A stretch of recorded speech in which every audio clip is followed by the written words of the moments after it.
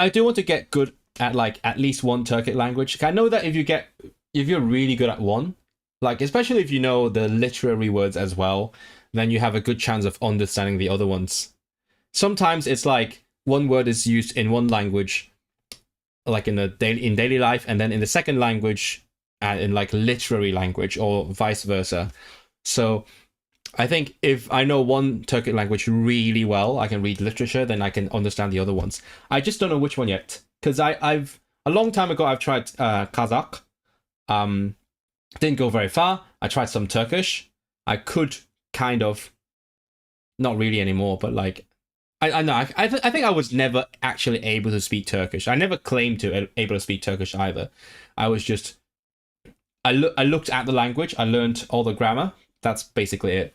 And then now I've been doing more Uyghur, and I've been focusing more on the vocabulary, which is slightly different from Turkish, but also Uyghur has more of the Turkic sounds, which means that if I go from Uyghur to another Turkic language, I think it would be easier to find the sound correspondences, because you're going from like a more sounds to less sounds. So I don't know. Eventually I'll like get good at one of them. I don't know which one yet, but I'll get good at one. I think there would be a much stronger motivation to get good at Turkish, because it's just much bigger and also much closer. But who knows? Who knows? I don't think about language in terms of usefulness, but rather whether it's fun to do. And I know fun speakers. Do you judge people by their funness of it? I would like to connect with. But yeah, Goronska, that's literally me as well. I totally agree. 100% zgadzam się. Tak też traktuję języki. Tak uważam. I mean, eventually, I think that will be a factor. The usefulness will be a factor. Not as in like how many people speak it, but rather how easy it is to like be able to connect with the language, for example, through YouTube or podcast or television. That will factor into the decision as well if I want to get really good. But when I start a language, I don't take that into consideration. It's more like it is interesting. I know someone who speaks it, and then I try it out. If I vibe with the language, I think it's just vibe. Jak vibuję z tym językiem, I might just go for it. Like I really vibe with Polish, and that's why I've learned it reasonably well. But that is the main thing. And it helps that I know someone who speaks these languages. I should go and talk to my Uyghur friends a bit more. I haven't been in touch for a while. I know someone who maxed out Yakut. That's so cool. I also know someone who speaks, Yakut. That's Sakha, right? It's the same thing. I met someone. I met a Sakha when I went to a conference who was doing research in some sort of music thing, and yeah, I found that really cool. They play the mouth, the jaw harp, and I got a cheap one, and tried to learn it. It didn't go anywhere, and I was like, oh. And I think Easy Languages has a couple of episodes in Sakha, and that's amazing. I don't know.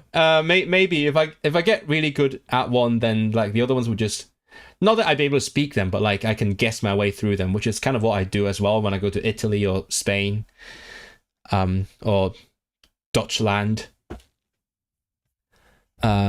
Turkic languages are mostly mutually intelligible, but it's worse with Turkish because at least Anatolian Turkish is not mutually intelligible with Turkic. Yeah, exactly. I think that is part of the reason I'm not like investing as much into Turkish as well, because Turkish is like Russian in the same way. Like Russian is the least Slavic language.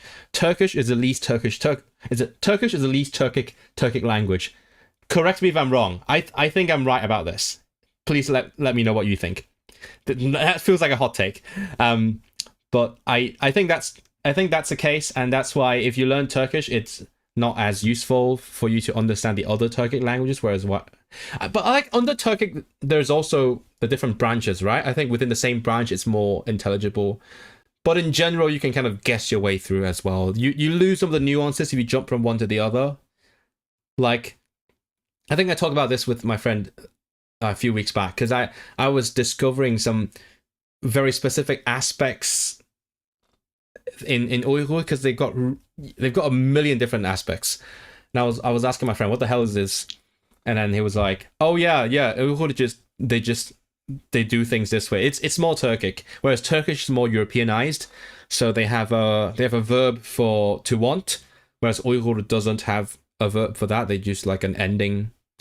Do you have that in Kyrgyz? Just curious. Do you have a word I want to do something, or do you have to use like an ending? Because in Uyghur, I think you say something along the lines of do the thing, and then like intention to I am. So I am in the intention of doing something. Let me know. Usually hold both perspectives, usefulness and ability to connect with other cultures. Yakult is interesting. Yeah. I mean, I don't feel like I'll ever go there, especially not in the current climate in both senses of the word, but mostly the figurative sense. Caveat, the Yakutka is Turkish native. He's also my monk. What the fuck? That's so cool.